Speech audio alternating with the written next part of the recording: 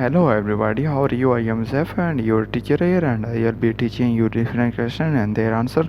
So I welcome you on classtheta.com where we will be discussing question. So let's get on the question. So our today's question is, which of the following is not accurate as concerns the online retailers of unmanned aerial view drones and are the buyers of unmanned aerial view drones?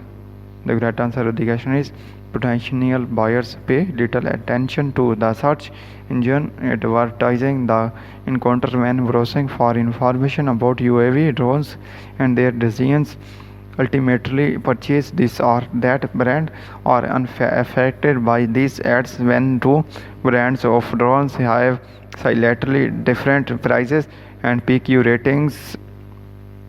Then a bigger percentage of buyers in North America and Europe, Africa, as compared to the Asia Pacific and Latin America regions.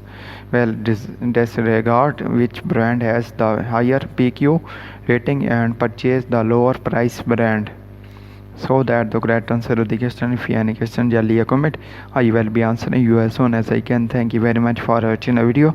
Please do not forget to like, share and subscribe our channel. Until next question, bye bye.